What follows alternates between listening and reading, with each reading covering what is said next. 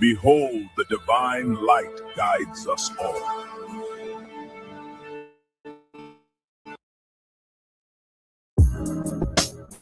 How about you, Mel Shine? How about you, Mel Shine? Rakata Yahweh Shine. Rakata Yahweh. Rakata Yahweh. Rakata Yahweh Shine. Psalm 145. I will extol thee, my God, O King, and I will bless thy name forever and ever. Every day will I bless thee, and I will praise thy name forever and ever. Great is the Lord, and greatly to be praised, and his greatness is unsearchable. One generation shall praise thy works to another, and shall declare thy mighty acts. I will speak of the glorious honor of thy majesty, and of thy wondrous works. And men shall speak of the might of thy terrible acts, and I will declare thy greatness. They shall abundantly utter the memory of thy great goodness, and shall sing of thy righteousness. The Lord is gracious and full of compassion, slow to anger, and of great mercy. The Lord is good to all, and his tender mercies are over all his works. All thy works shall praise thee, O Lord, and thy saints shall bless thee.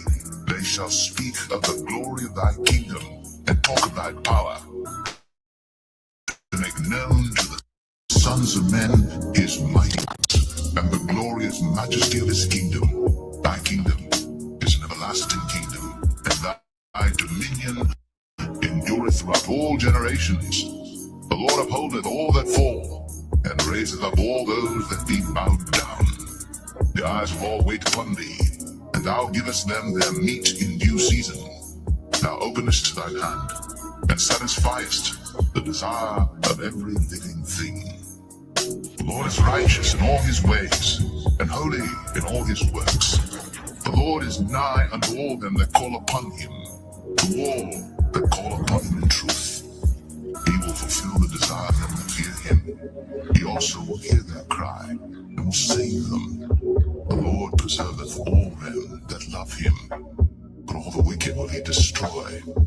My mouth shall speak the praise of the Lord, and let all flesh bless his holy name forever. Show my love for thee.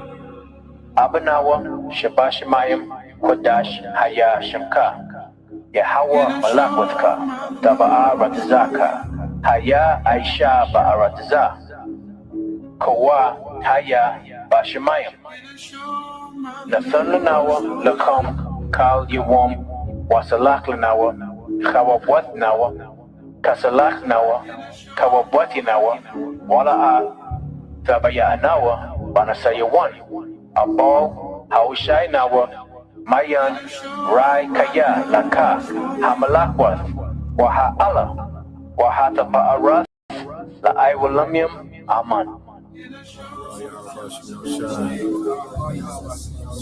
How about you, Mel Shine? Rakata Yahweh Shine. Rakata Yahweh.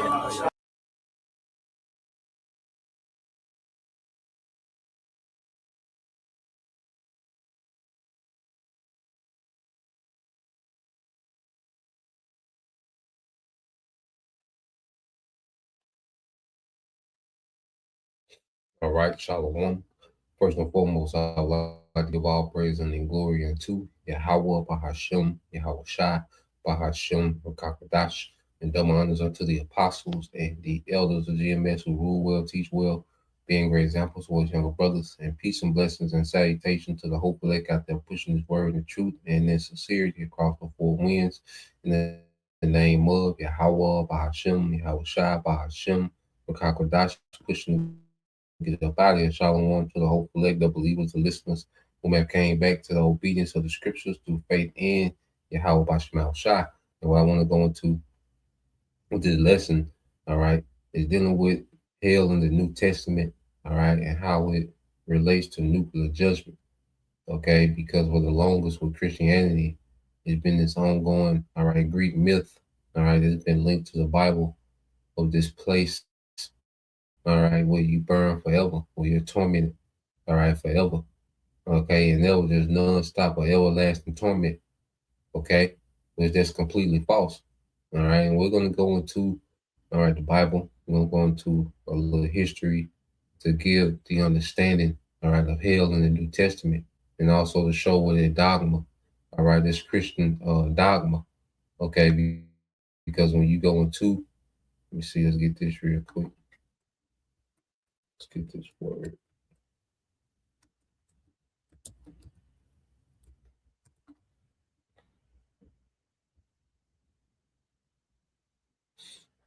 So let's go here, because we hear this word dogma, every now and then.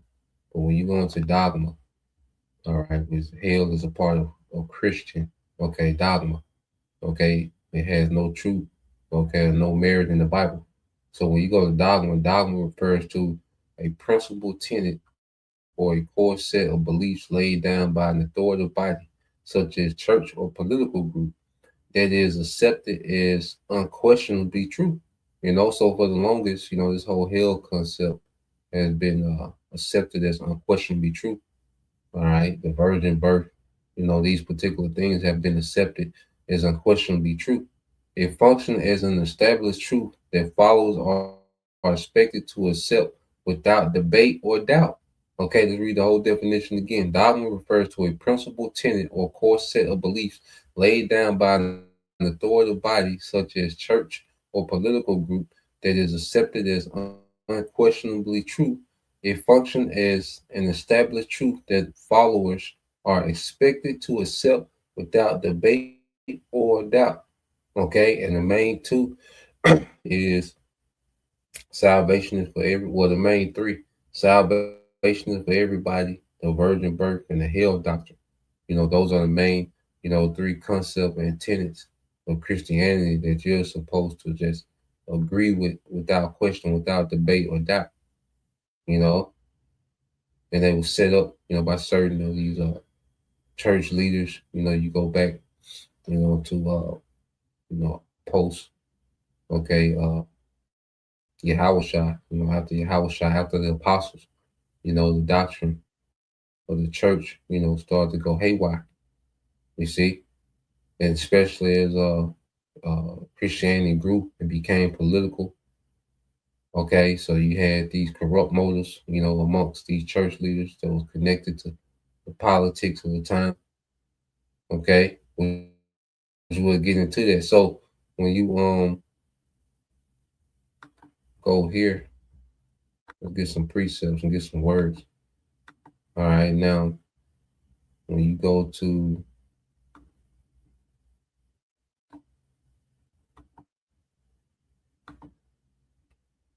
let's get this first. Get Jeremiah 3. Get Jeremiah 3 and 15. All right, this is the book of Jeremiah, chapter 3, and verse 15. And it says, "And I will give you pastors according to my heart, which shall feed you with knowledge and understanding." You see? So in these latter days, the Lord has raised up pastors, teachers, okay, that's giving us knowledge and understanding, that's feeding us, okay, with knowledge and understanding. Okay, because we're comforted by the scripture, because how can you be comforted with the concept of hell? Okay, if you cuss too much, you're gonna go burn forever.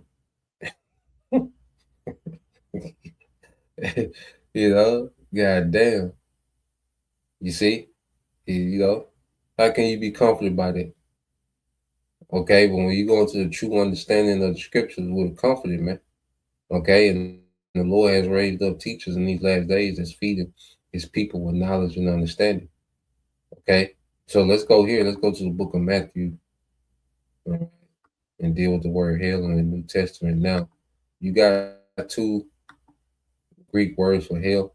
All right, one is just off the word Hades, which is directly linked to Greek mythology. Okay, so why would the term Hades even be in the Bible when the Most High hates idolatry and paganism? So why would pagan concepts, okay, be in the New Testament? Okay, so that term Hades is just off. And then you got that term Gehenna, which is a term we're going to get into. So when you go to the book of Matthew, chapter 5, verse 29, it says, and this is Yahushua speaking, it says, and if thy right eye offend thee, pluck it out, cast it from thee, for it is profitable for thee that only. I said, yeah. Let me start over. It says, and if thy right eye offend thee, pluck it out and cast it from thee, for it is profitable for thee that one of thy members shall perish, and not that thy whole body shall be cast into hell. Now, even when he's saying, if thy right eye offend me, pluck it out. Well, let's go to the word offend, just to get some understanding on that. Then we deal with the hell. Okay, because that's not literal speaking about plucking out your eye. Okay. But when you go to the word offend, all right, because if thy right eye offend thee, pluck it out. So you go to this Greek word. Strong's G 4624, scandalizo. Scandalizo. Scandalizo. Okay. It says to put a stumbling block or impediment in the way upon which another may trip or fall, to offend, to entice to sin, to cause a person to begin to distrust or desert one whom he ought to trust and obey, which is Yahweh Bashim al Shah.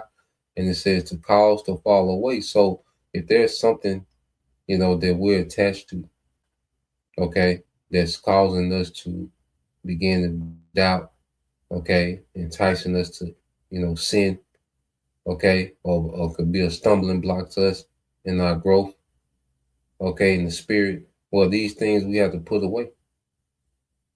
There's certain things that are not a sin, but if we could do it too much, it draw us to sin. Okay, it draw us to it can become a stumbling block.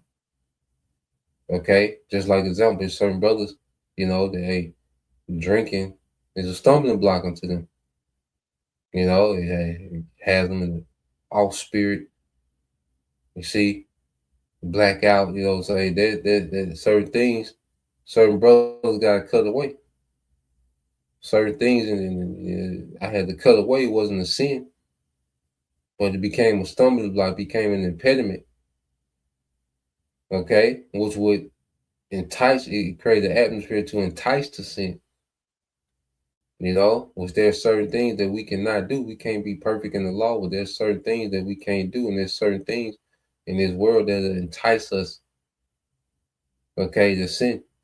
So things that we're attached to, they could be a stumbling block, an impediment, cause us to distrust and have doubt and not obey, okay? How about Shema Shai interferes with us getting to camp, and interferes with, studying, and, certain things you got to cut off. Okay, so that's what they're speaking of.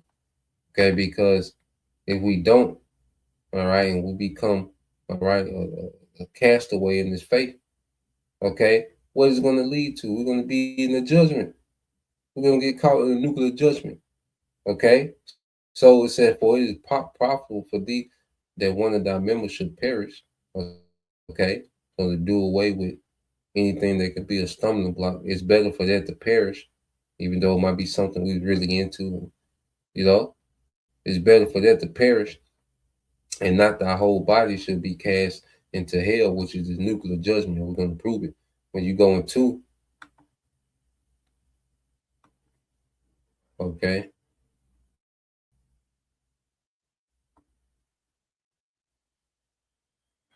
So let's get this word hell.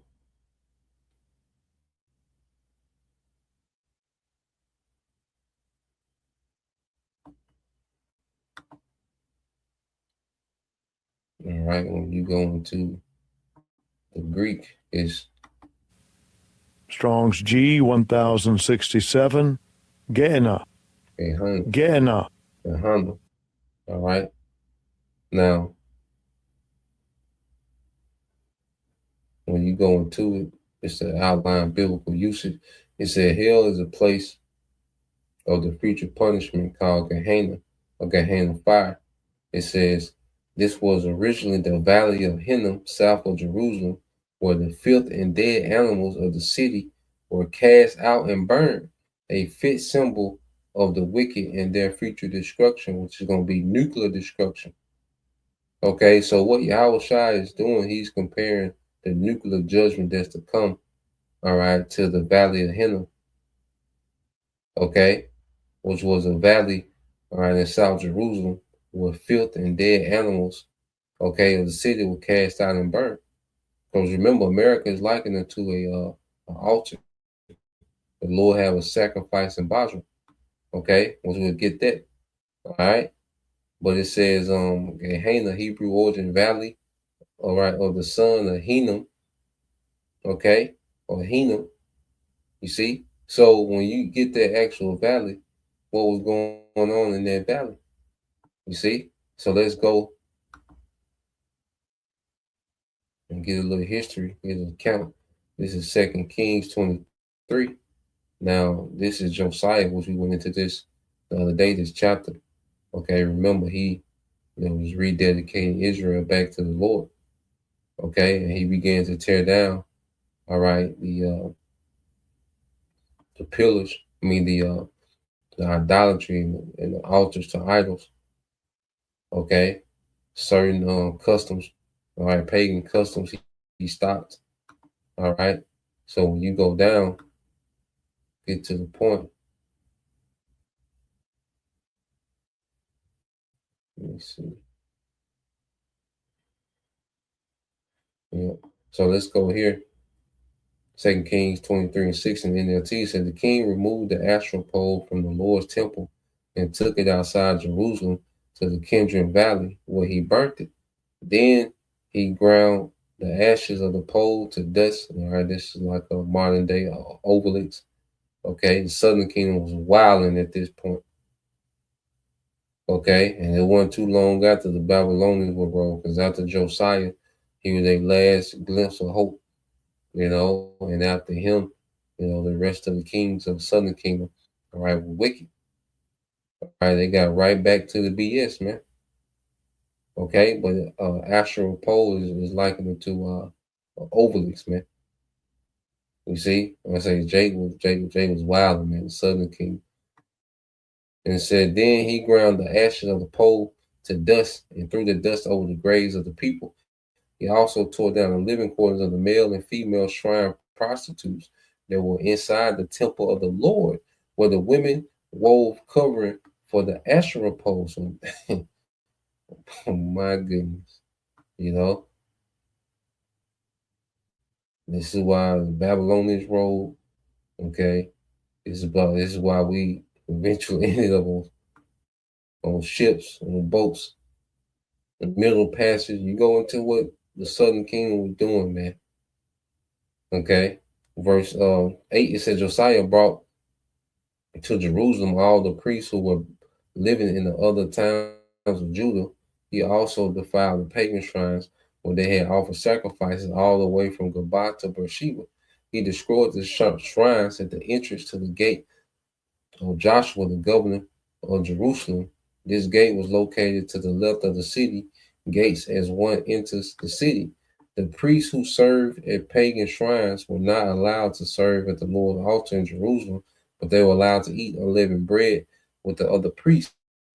The king, all right, it said the king defiled the altar of Tapath, all right, in the valley of Ben Hinnom, so none, all right, could ever again use it to sacrifice a son or daughter in the fire, okay, as an offering to Molech. All right.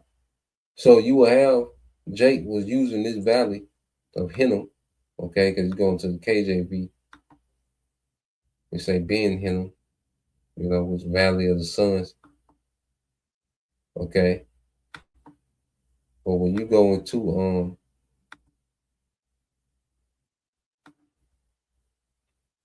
2 Kings 23:10, it says he defiled Topheth, which is in the valley of the children of Hinnom.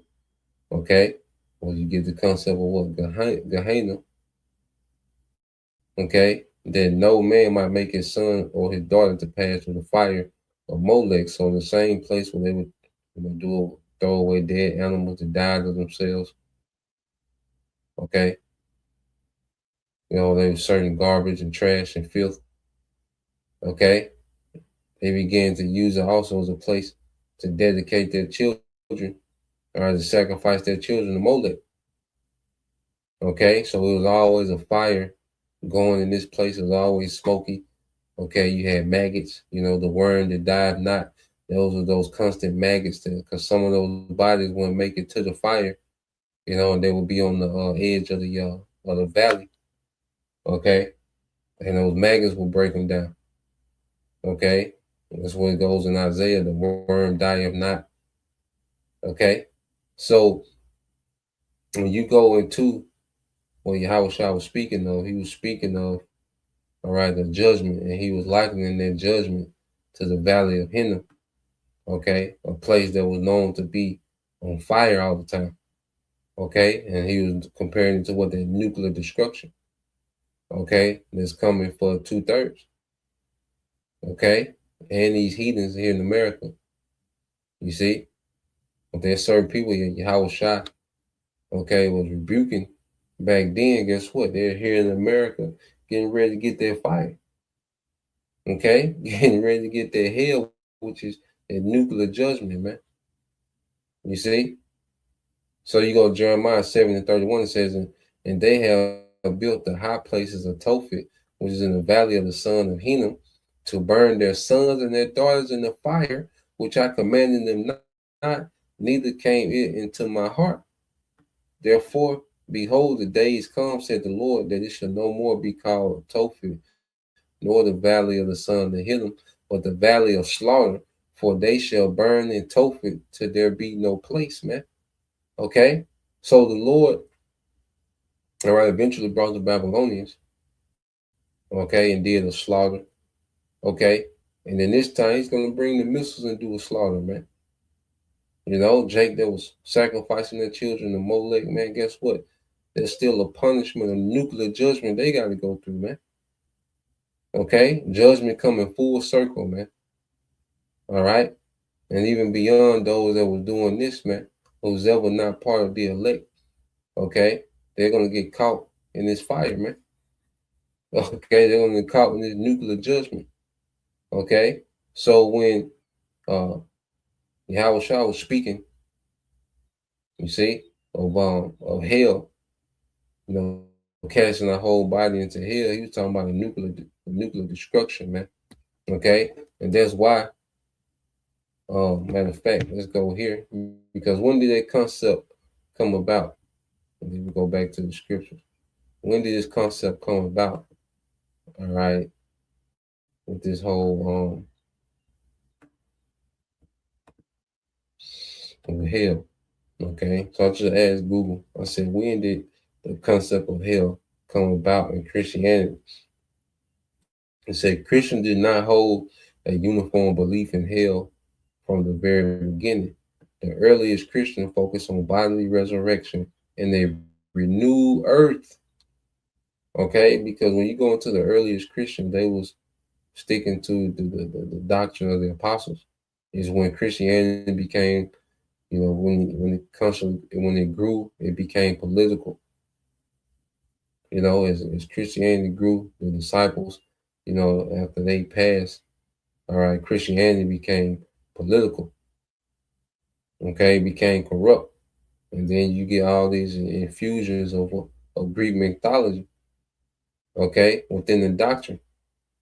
You see, he said the earliest Christians focused on bodily resurrection and a renewed earth. The distinct modern concept of hell as a fiery realm of eternal torment evolved over 7 centuries, shaped by early writings, Greek philosophy, and key theologians. So there's something that came later. Okay? The apostles wasn't teaching a place where you burn forever. Okay? There's Greek mythology, man, that was infused into, all right, Christianity, all right, this watered down Christianity, man. Okay, and over time, this uh, concept stuck.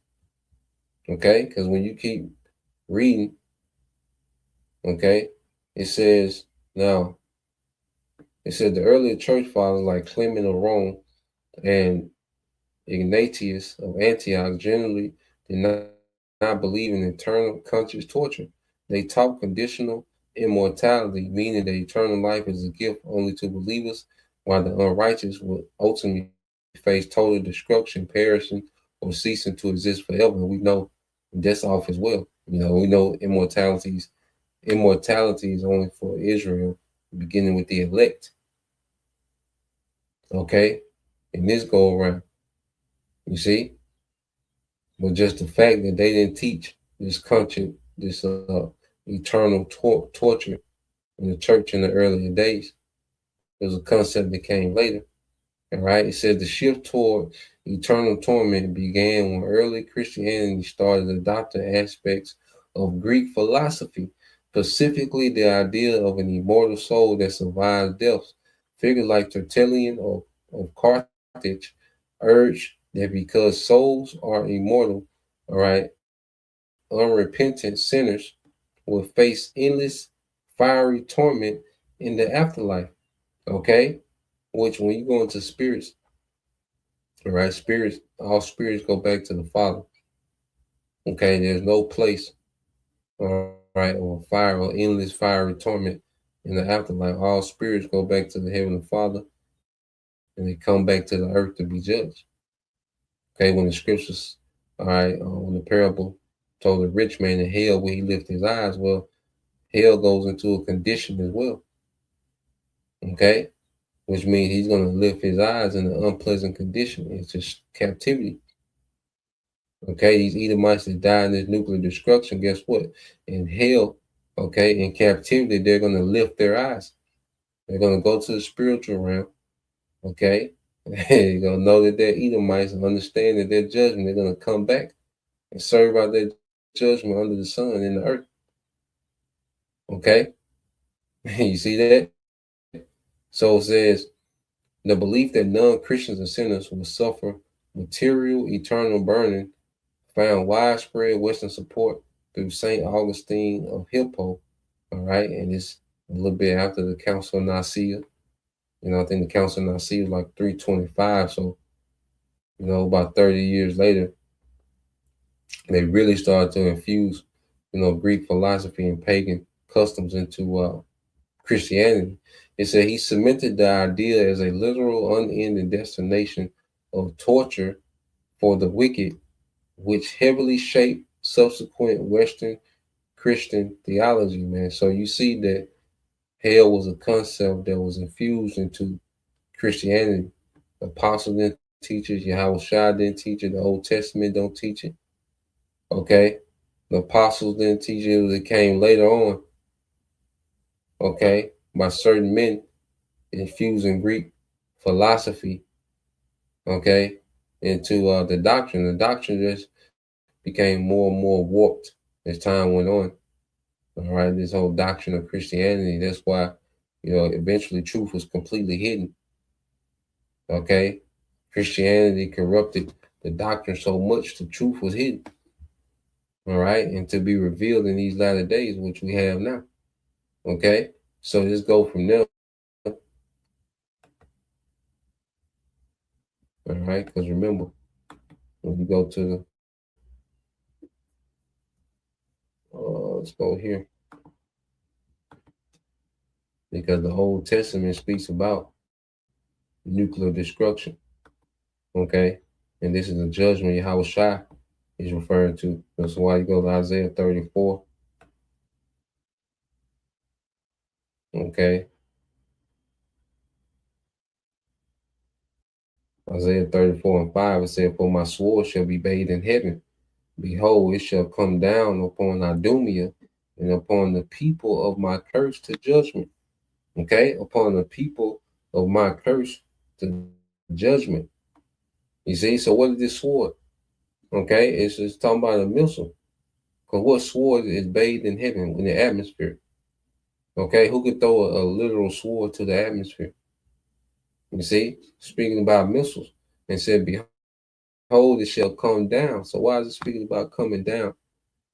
Okay, there's a bunch of swords going to get thrown in the air, and they're going to come down upon Idumea, which is Esau, which is, in this context, speaking of America, the land of Edom. Okay, it shall come upon Idumea and upon the people of my curse to judgment. You see? So this is nuclear destruction. The Old Testament describing nuclear destruction. All right, judgment by fire. Okay, which Yahushua likened it to what? Gehenna, the valley of Hinnom. And he was speaking to Israelites. They was familiar, all right, with Gehenna, the valley of Hinnom. They knew what he was talking about. Okay, verse 6 said, the sword of the Lord is filled with blood, it is made fat with fatness, and with the blood of lambs and goats, with the fat of kidneys of rams. You see that? In which Gehenna was known a place of what? Burning or dead animals. You see? For the Lord have a sacrifice in Basra and a great slaughter in the land of Idumea. Yeah, so you have these Israelites, you know what I'm saying, that are back to fear that judgment, that fire. You know, certain wicked Israelites, man. Because even now, our people cause their children. Because if you're raising your children in Western culture, you're causing them to go through the fire. Okay, because it's going to end in fire. You see. So America is one big altar. Well, America can be likened to the valley of Hinnom that the Lord is going to set.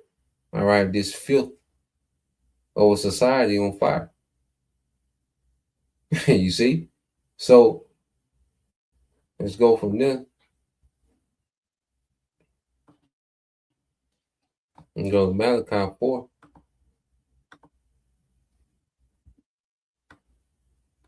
All right, this is the book of Malachi, chapter 4, verse 1 says, for behold, the day cometh that shall burn as an oven, and all the proud, and all that do wickedly shall be stubble. And the day that cometh shall burn them up, said the Lord, Yahweh Bashem of hosts, and it shall leave them neither root nor branch. So what is this speaking of? This is nuclear destruction. What day is going to burn like an oven? Okay, America is going to be like a nuclear oven, man. Okay, with hundreds of millions of people in it being judged. Okay, and this is what Yahweh was speaking, you know. You see? So when you go from there and you go to the New Testament, well, there's nuclear judgment in the New Testament. Let's go here to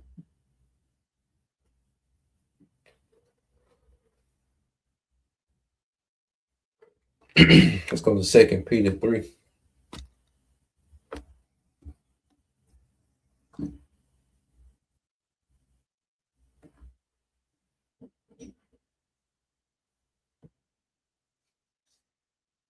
All right, you go to 2 Peter 3 and 10.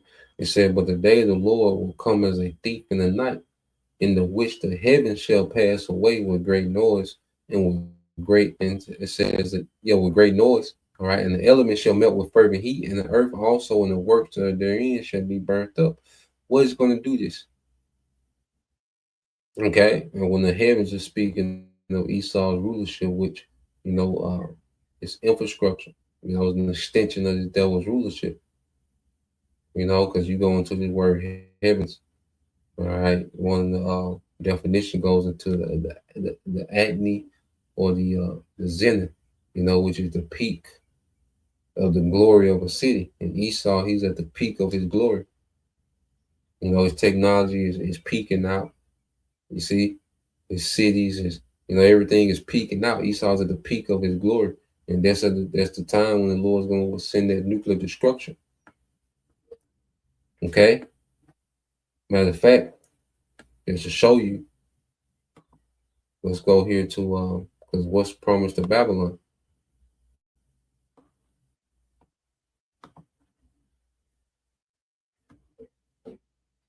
Jeremiah 49 and 13.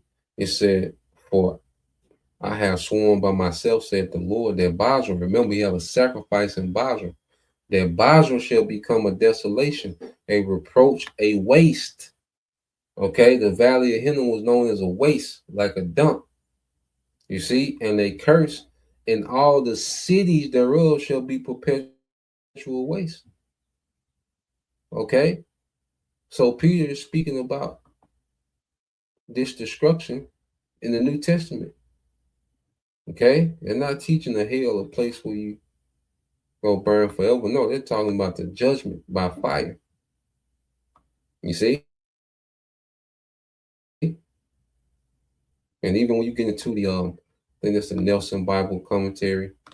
Let's see if I can pull it up. If not, I got the Nelson Bible right here. Let's see if I can pull it up on the screen. Nelson Bible.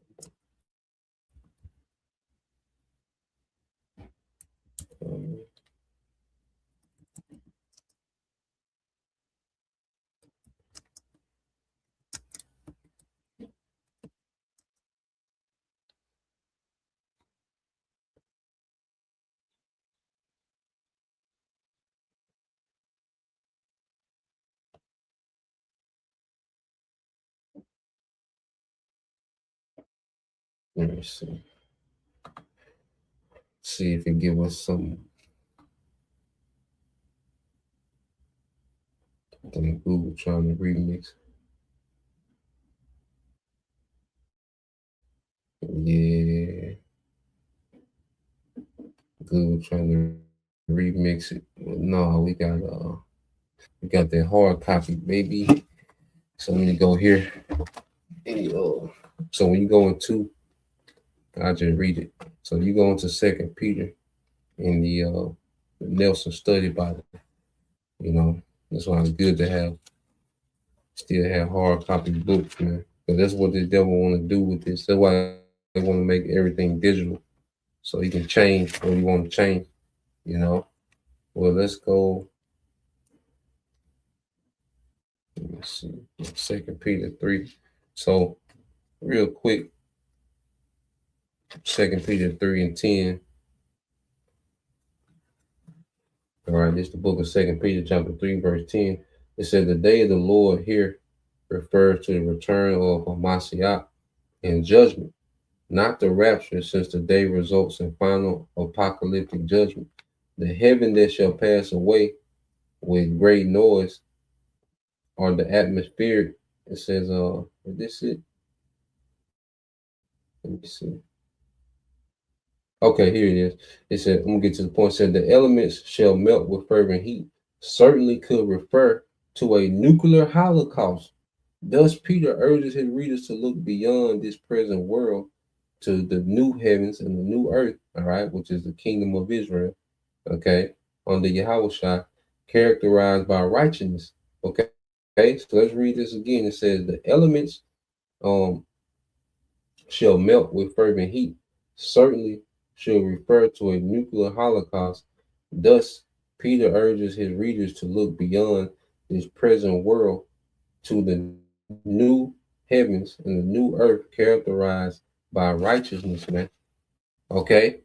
So they know that this is speaking of nuclear destruction.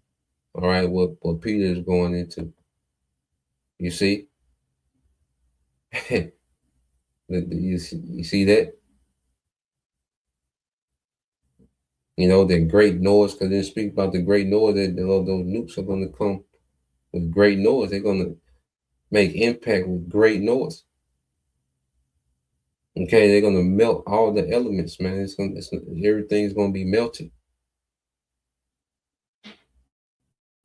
Okay, these cities are going to be melted, man. All the infrastructure, even, you know, the natural terrain, ain't going to be no mountains. Okay, it's just going to be a desert. Okay, the Lord's going to terraform America with nuclear destruction.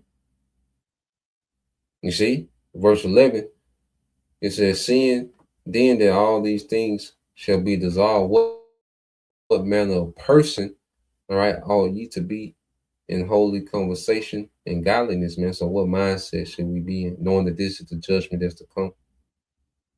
Okay, this is why the scriptures, you know, constantly promote us not to be, you know, so entangled and overwhelmed with this world. This is temporal, man. This is literally going to be a desert. The things that people love and care about and obsess with, the Lord's going to melt it.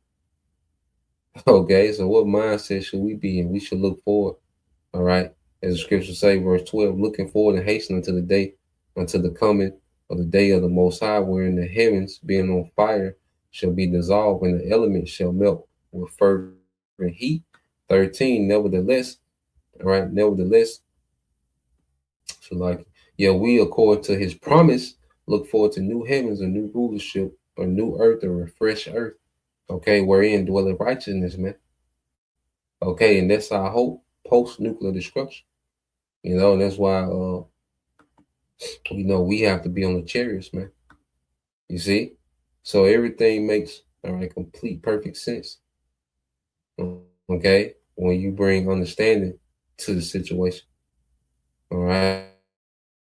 But this whole hell burning forever and nah, man, it's Greek mythology, man. And that's why even you go here to Second Thessalonians, the Apostle Paul, he spoke of judgment by fire. Okay. This Second Thessalonians 1:6. It says, sin is a righteous thing with the Most High to recompense tribulation to them that trouble you. There's a judgment that's coming. You know, 2/3 Edomites or whoever. You know, that's why these people is getting ready to come. You got people that's mocking. You know, especially you got Eve hurt. You know, trying to mock the truth and sick Esau on. Which hey, we said that was gonna be the play. Okay, I'm not surprised, man. It's gonna get worse, man. But as these people, make themselves enemies to the truth and start to mock, and they're gonna want brothers off the street corners. They're gonna try to ruin brothers' lives. They're gonna call for our heads. But guess what? The Lord finna nuke all y'all ass, man. You see, the Lord finna nuke all y'all ass, man. That's what's coming. Okay. Verse 7, it says, and you who are troubled, rest with us when the Lord Yahushua shall be revealed from heaven with his mighty angels in flaming fire, vengeance on them that know not, all right, taking vengeance on them that know not the Most High and obey not the gospel of our Lord Yahushua HaMashiach. So you're going to have, the missiles, and then you're going to have the chariot added to the fire of the missiles, man. And we rest with our power. That's why we're not tripping on vengeance. Okay, we're not here to go tick for tat with you people. Okay, because we understand the judgment that's coming. Okay, you a non-believer in America, man. We know the judgment coming for you Israelites, you 2/3, you Edomites. We even look at you Edomites. You see, you Edomites, you little smirk grins and fake smiles and trying to be these condescending looks. Okay, you're a dumbass in America, man. So you finna get nuked. Okay, if you make it to that point. Okay, so now, man, the Lord got this thing mapped out perfectly, man. But that whole concept of the eternal place where you burn is Greek mythology. Okay, it wasn't taught, right, in the doctrine. Okay, Yahushua with the apostles, the early church, and there was something that was added. Okay, due to the corruption and politics, man. You see, so yeah, that's the point. I'll leave it there. Lord will, you brothers. All right, and you few sisters edified once again, and give all praise and glory unto Yahweh, Bahashem, Yahushua, Bahashem, Kakadash, and double honors unto the apostles and the elders of GMS who rule well, teach well, being great examples to one's young brothers. And peace and blessings, salutations to the whole Shalom.